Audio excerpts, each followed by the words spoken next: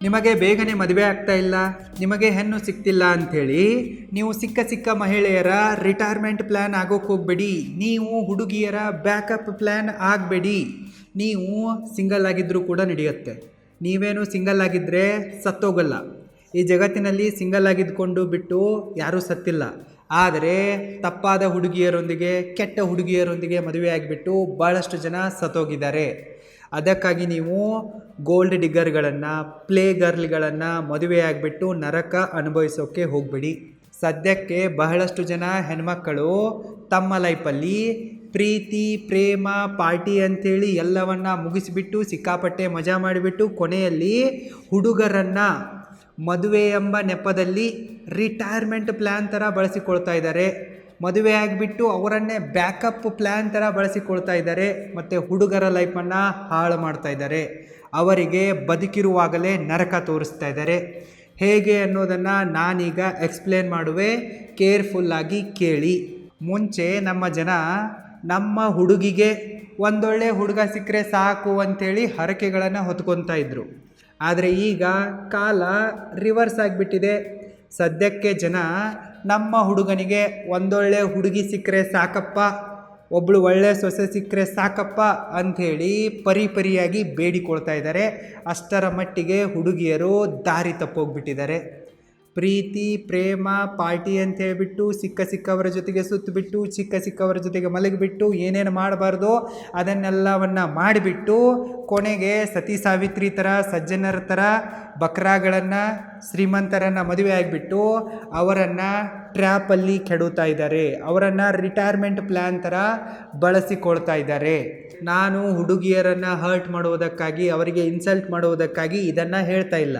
ನಾನು ಹುಡುಗರ ಟೈಮನ್ನು, ಎನರ್ಜಿಯನ್ನು ಮತ್ತು ಲೈಫನ್ನು ಸೇವ್ ಮಾಡುವುದಕ್ಕಾಗಿ ಇದನ್ನು ಹೇಳ್ತಾ ಇರುವೆ. ಹುಡುಗಿಯರ ಲವ್ ಲೈಫ್ ಶುರುವಾಗತ್ತೆ 14ನೇ ವರ್ಷಕ್ಕೆ. ಆವಾಗ ಅವರು ಫಿಸಿಕಲಿ ಮ್ಯಾಚೂರ್ ಆಗಿದ್ದರೂ ಕೂಡ ಮೆಂಟಲಿ ಮ್ಯಾಚೂರ್ ಆಗಿರಲ್ಲ. ಅವರಿಗೆ ಸಿಕ್ಕ ಹುಡುಗರ ಮೇಲೆ ಅಟ್ರಾಕ್ಷನ್ ಏನೋ ಆಗುತ್ತೆ, ಬಟ್ ಅವರು ಮುಂದುವರಿಯುವ ಚಾನ್ಸಸ್ ಕಡಿಮೆ ಇರುತ್ತೆ. ಆದರೆ ಯಾವಾಗ ಹುಡುಗಿಯರಿಗೆ 18 ಕಂಪ್ಲೀಟ್ ಆಗುತ್ತೋ ಆವಾಗ ಅವರು ಫುಲ್ಲಿ ಮ್ಯಾಚೂರ್ ಆಗಿರ್ತಾರೆ, ಮೆಂಟಲಿ ಮತ್ತು ಫಿಸಿಕಲಿ ಮ್ಯಾಚೂರ್ ಆಗಿರ್ತಾರೆ. ಅವರಿಗೆ ವೋಟಿಂಗ್ ರೈಟ್ಸ್ ಕೂಡ ಬಂದಿರುತ್ತೆ ಮತ್ತು ಅವರ ಕೈಯಲ್ಲಿ ಸಿಕ್ಕಾಪಟ್ಟೆ ಆಪ್ಷನ್ಗಳಿರ್ತವೆ. ಅಪೋಸಿಟ್ ಜನರ ಕಡೆಯಿಂದ ಅಂದರೆ ಹುಡುಗರ ಕಡೆಯಿಂದ, ಪುರುಷರ ಕಡೆಯಿಂದ, ಅಂಕಲ್ಗಳ ಕಡೆಯಿಂದ, ಮುದುಕರ ಕಡೆಯಿಂದಲೂ ಕೂಡ ಅವರಿಗೆ ಸಿಕ್ಕಾಪಟ್ಟೆ ಅಟೆನ್ಷನ್ ಸಿಗ್ತಾ ಇರುತ್ತೆ.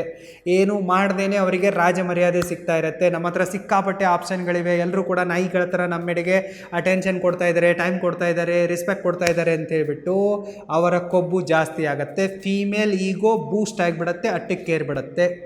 ಸೊ ಈ ಅಹಂನಲ್ಲಿ ಅವರು 18ನೇ ವಯಸ್ಸಿನಿಂದ ಹಿಡಿದುಬಿಟ್ಟು 25ನೇ ವಯಸ್ಸಿನ ತನಕ ಸಿಕ್ಕವರ ಜೊತೆಗೆ ಸಿಕ್ಕದ್ದನ್ನೆಲ್ಲ ಮಾಡ್ತಾರೆ.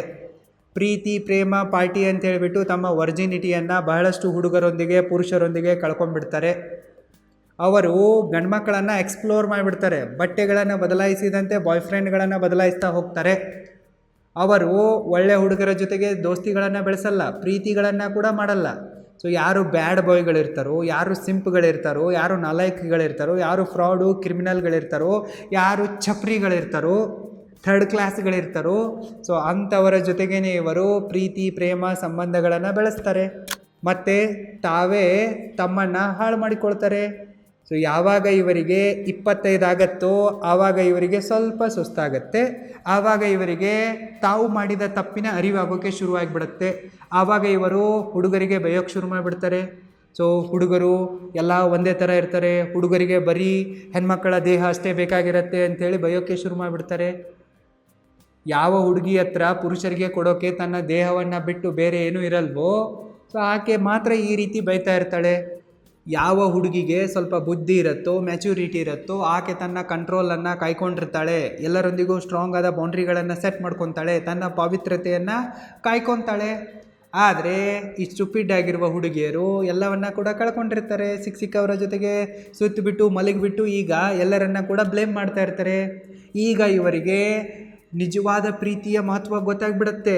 ಇವರು 25ನೇ ವಯಸ್ಸಿಗೆ ನಿಜವಾದ ಪ್ರೀತಿಯನ್ನು ಹುಡುಕೋಕ್ಕೆ ಶುರು ಮಾಡ್ತಾರೆ. ಆದರೆ ಇವರ ಪಾಸ್ಟ್ ಲೈಫಿನ ತಪ್ಪುಗಳಿಂದಾಗಿ ಇವರಿಗೆ ಮುಂದೆ ಬರೋಕ್ಕಾಗಲ್ಲ. ಇವರಿಗೆ ಒಬ್ಬ ಗುಡ್ ಮ್ಯಾನನ್ನು ಹುಡುಕಿಕೊಳ್ಳೋಕ್ಕೆ ಆಗಲ್ಲ. ಹೀಗೆ 26 ಆಗುತ್ತೆ, 27 ಆಗುತ್ತೆ, 28 ಆಗುತ್ತೆ. ಸೊ 28 ಆದಾಗ ಇವರಿಗೆ ಭಯ ಆಗೋಕ್ಕೆ ಶುರು ಆಗಿಬಿಡತ್ತೆ. ಯಾಕಪ್ಪ ಅಂತಂದರೆ ಇವರ ಬಯೋಲಾಜಿಕಲ್ ಕ್ಲಾಕು ಡೌನ್ ಸೈಡಿಗೆ ಹೋಗ್ತಾ ಇರುತ್ತೆ. 14ಕ್ಕೆ ಇವರ ಲವ್ ಲೈಫ್ ಶುರು ಆಗುತ್ತೆ, 18ಕ್ಕೆ ಇವರಲ್ಲಿ ಯೌವನ ತುಂಬಿ ತುಳುಕ್ತಾ ಇರುತ್ತೆ. ಸೊ 28 ಆಗ್ತಾ ಇದ್ದಂತೆ ಇವರ ಯೌವನ ಮುಪ್ಪಿನ ಕಡೆಗೆ ಸಾಗ್ತಾ ಇರುತ್ತೆ. 30 ಆಗ್ತಾ ಇದ್ದಂತೆಯೇ ಇವರ ಬಯೋಲಾಜಿಕಲ್ ಕ್ಲಾಕ್ ಇವರಿಗೆ ಕೂಗಿ ಕೇಗಿ ಹೇಳುತ್ತೆ, ಇವರ ಆಂಟಿ ನಾವು. After 30 C is aunty only ಅನ್ನೋದನ್ನು ಅವರ ಬಯೋಲಾಜಿಕಲ್ ಕ್ಲಾಕು ಕನ್ಫರ್ಮ್ ಮಾಡುತ್ತೆ. ಅವರಿಗೂ ಕೂಡ ಇದು ಗೊತ್ತಾಗುತ್ತೆ. ಸೊ ಈ ಸ್ಟೇಜಲ್ಲಿ ಅವರು ಇನ್ಸೆಕ್ಯೂರ್ ಆಗಿಬಿಡ್ತಾರೆ, ತುಂಬಾ ಹೆದರಿಬಿಡ್ತಾರೆ. ಸದ್ಯಕ್ಕೆ ಅವರಿಗೆ ಒಂದು ಬಕ್ರ ಬೇಕಾಗಿರುತ್ತೆ. ಅವರಿಗೆ ಈಗ ಲೈಫಲ್ಲಿ ರಿಲೇಷನ್ಶಿಪ್ ಬೇಡಾಗಿರುತ್ತೆ.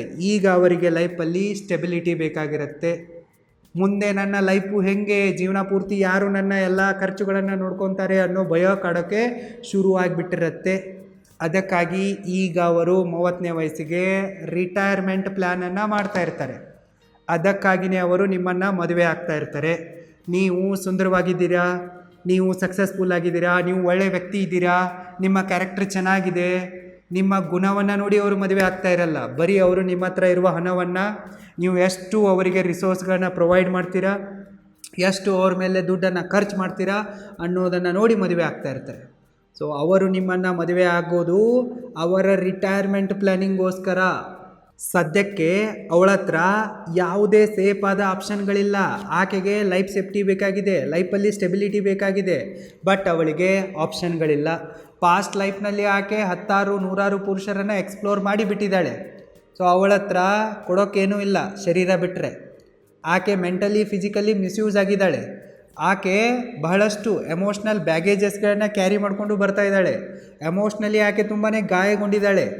ಬಹಳಷ್ಟು ಬ್ರೇಕಪ್ಗಳಿವೆ, ಬಹಳಷ್ಟು ಬಿಟ್ರಿಯಲ್ಗಳು ಕೂಡ ಅವಳ ಮೇಲೆ ಇವೆ. ಸೊ ಆಕೆ ಅದನ್ನೆಲ್ಲವನ್ನು ನಿಮ್ಮ ಮೇಲೆ ಡಂಪ್ ಮಾಡೋಳಿದ್ದಾಳೆ. ನಿಮ್ಮ ಮೇಲೆ ಡಂಪ್ ಮಾಡಿಬಿಟ್ಟು ನಿಮ್ಮನ್ನೇ ರಿಟೈರ್ಮೆಂಟ್ ಪ್ಲ್ಯಾನ್ ಥರ ಬಳಸ್ಕೊಂಡ್ಬಿಟ್ಟು ಆಕೆ ತಾನು ಒಂದು ಸ್ಟೇಬಲ್ ಚಾಯ್ಸನ್ನು, ಸ್ಟೇಬಲ್ ಲೈಫನ್ನು ಹುಡುಕ್ತಾ ಇದ್ದಾಳೆ.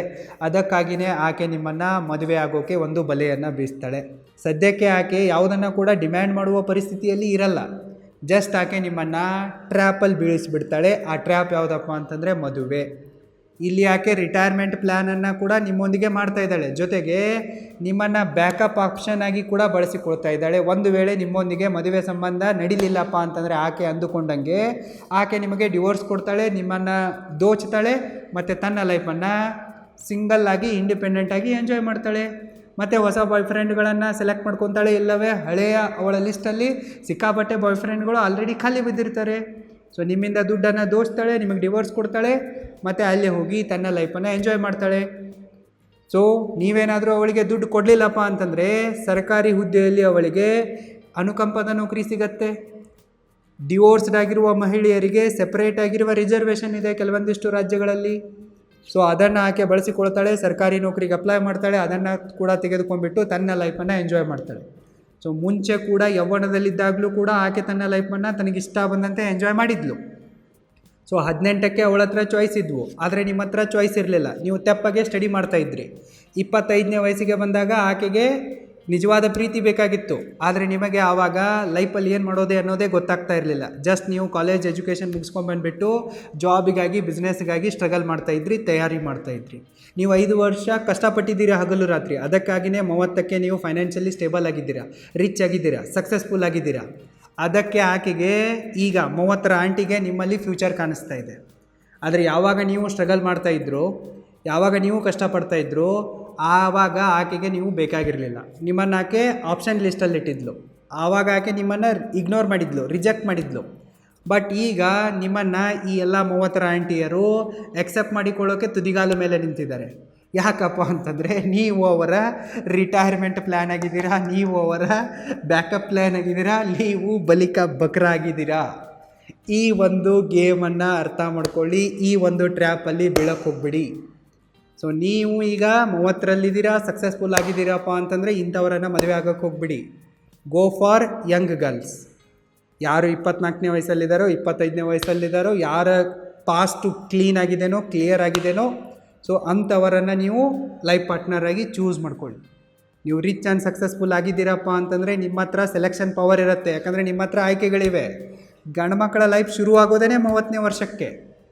ಸೊ 30ನೇ ವರ್ಷಕ್ಕೆ ಅವ್ರು ಆಂಟಿಯರ್ ಆಗ್ತಾರೆ, ಅವ್ರ ಲೈಫ್ ಎಂಡ್ ಆಗುತ್ತೆ, ಅವರ ಆಪ್ಷನ್ಗಳು ಕ್ಲೋಸ್ ಆಗ್ತವೆ. ಸೊ ಗಂಡು ಮಕ್ಕಳ ಲೈಫ್ ಶುರುವಾಗೋದೇ 30ನೇ ವರ್ಷಕ್ಕೆ. ಸೊ ನಿಮ್ಮ ಹತ್ರ ಈಗ ಸದ್ಯಕ್ಕೆ ಚಾಯ್ಸ್ಗಳಿರ್ತವೆ. ಸೊ ಚಾಯ್ಸ್ ಮಾಡುವ ಅಧಿಕಾರ ನಿಮ್ಮ ಹತ್ರ ಇದೆಯಪ್ಪ ಅಂತಂದರೆ ಯಾರು ನಿಮ್ಮನ್ನು ರಿಯಲಿ ಡಿಸರ್ವ್ ಮಾಡ್ತಾರೋ ಅವರನ್ನು ಸೆಲೆಕ್ಟ್ ಮಾಡ್ಕೊಳ್ಳಿ. ಪ್ಯಾರಾಸೈಟ್ಗಳನ್ನು, ಪಾಸ್ಟಲ್ಲಿ ಇಂತಹ ಎಲ್ಲ ಅಲ್ಕಟಗಿರಿಗಳನ್ನು ಮಾಡ್ಕೊಂಡ್ಬಿಟ್ಟು ಎಮೋಷ್ನಲ್ ಟ್ರೋಮಾಗಳನ್ನು ತೊಗೊಂಡು ಬಂದುಬಿಟ್ಟು ನಿಮ್ಮ ಮೇಲೆ ಹಾಕಿ, ಸೊ ನಿಮ್ಮನ್ನು ಒಂದು ಸಪೋರ್ಟ್ ಸಿಸ್ಟಮ್ ಥರ ಯೂಸ್ ಮಾಡ್ಕೊಂಡ್ಬಿಟ್ಟು ನಿಮ್ಮ ಲೈಫನ್ನು ಖರಾಬ್ ಮಾಡೋಕ್ಕೆ ಬರೋರನ್ನು ನೀವು ಮದುವೆಯಾಗಿ ಮೋಸ ಹೋಗೋಕ್ಕೆ ಹೋಗ್ಬಿಡಿ. ನಿಮಗೆ ಒಂದೇ ಒಂದು ಮಾತಲ್ಲಿ ಹೇಳಬೇಕಪ್ಪ ಅಂತಂದರೆ, ಇಂಥವರ ರಿಟೈರ್ಮೆಂಟ್ ಪ್ಲ್ಯಾನು ನೀವಾಗೋಕ್ಕೆ ಹೋಗ್ಬಿಡಿ. ಇಂತಹ ಹುಡುಗಿಯರ ಬ್ಯಾಕಪ್ ಪ್ಲ್ಯಾನು ನೀವಾಗೋಕ್ಕೆ ಹೋಗ್ಬಿಡಿ. ಬಲಿಕ ಬಕ್ರ ಆಗಬೇಡಿ. ಒಂದು ವೇಳೆ ನಿಮಗೆ ಟೈಮ್ ಮ್ಯಾನೇಜ್ಮೆಂಟ್ ಸ್ಕಿಲ್ಗಳನ್ನು ಕಲ್ತ್ಬಿಟ್ಟು, ಮನಿ ಮ್ಯಾನೇಜ್ಮೆಂಟ್ ಸ್ಕಿಲ್ಗಳನ್ನು ಕಲ್ತ್ಬಿಟ್ಟು ನಿಮ್ಮ ಲೈಫಲ್ಲಿ ಟೈಮ್ ಫ್ರೀಡಮನ್ನು, ಫಿನಾನ್ಷಿಯಲ್ ಫ್ರೀಡಮನ್ನು ಅಚೀವ್ ಮಾಡಿಬಿಟ್ಟು ಒಬ್ಬ ಹೈ ವ್ಯಾಲ್ಯೂ ಸಕ್ಸಸ್ಫುಲ್ ಮ್ಯಾನ್ ಆಗೋ ಆಸೆ ಇದ್ದರೆ ಈಗಲೇ ನೀವು roaringbusinesschool.comಗೆ ವಿಸಿಟ್ ಮಾಡಿ ಮತ್ತು ನಮ್ಮ ಆನ್ಲೈನ್ ಟೈಮ್ ಮ್ಯಾನೇಜ್ಮೆಂಟ್ ಕೋರ್ಸಿಗೆ ಮತ್ತು ಮನಿ ಮ್ಯಾನೇಜ್ಮೆಂಟ್ ಕೋರ್ಸಿಗೆ ಎನ್ರೋಲ್ ಆಗಿ. ಲಿಂಕ್ ಈ ವಿಡಿಯೋದ ಡಿಸ್ಕ್ರಿಪ್ಷನ್ ಬಾಕ್ಸಲ್ಲಿದೆ, ಚೆಕ್ ಮಾಡಿ. ಒಂದು ವೇಳೆ ನೀವೀಗ ಹೈ ವ್ಯಾಲ್ಯೂ ಮ್ಯಾನ್ ಆಗಿದ್ದರೆ, ರಿಚ್ ಆ್ಯಂಡ್ ಸಕ್ಸಸ್ಫುಲ್ ಮ್ಯಾನ್ ಆಗಿದ್ದರೆ ಈ ಟ್ರ್ಯಾಪಲ್ಲಿ ಬೀಳಕ್ಕೆ ಹೋಗ್ಬಿಡಿ. ಸೊ ಸದ್ಯಕ್ಕೆ ನೀವು ಸ್ಟ್ರಗಲ್ ಮಾಡ್ತಾ ಇದ್ದೀರಪ್ಪ ಅಂತಂದರೆ ಸ್ಕಿಲ್ಗಳನ್ನು ಕಲೀರಿ, ಚೆನ್ನಾಗಿ ದುಡ್ಡನ್ನು ಸಂಪಾದಿಸಿ, ಓರ್ವ ಹೈ ವ್ಯಾಲ್ಯೂ ಮ್ಯಾನ್ ಆಗಿ, ರಿಚ್ ಆ್ಯಂಡ್ ಸಕ್ಸಸ್ಫುಲ್ ಮ್ಯಾನ್ ಆಗಿ, ಮತ್ತು ಯಾರು ನಿಮ್ಮನ್ನು ಡಿಸರ್ವ್ ಮಾಡ್ತಾರೋ ಅಂಥ ಹುಡುಗಿಯನ್ನು ಮದುವೆಯಾಗಿ. ಗೋಲ್ಡ್ ಡಿಗ್ಗರ್ಗಳನ್ನು, ಪ್ಲೇ ಗರ್ಲ್ಗಳನ್ನು ಮದುವೆ ಆಗಿಬಿಟ್ಟು ನಿಮ್ಮ ಲೈಫಲ್ಲಿ ನರಕವನ್ನು ಅನುಭವಿಸೋಕ್ಕೆ ಹೋಗ್ಬಿಡಿ. ತುಂಬಾ ಯೋಚನೆ ಮಾಡಿ ಮದುವೆಯಾಗಿ. All the best.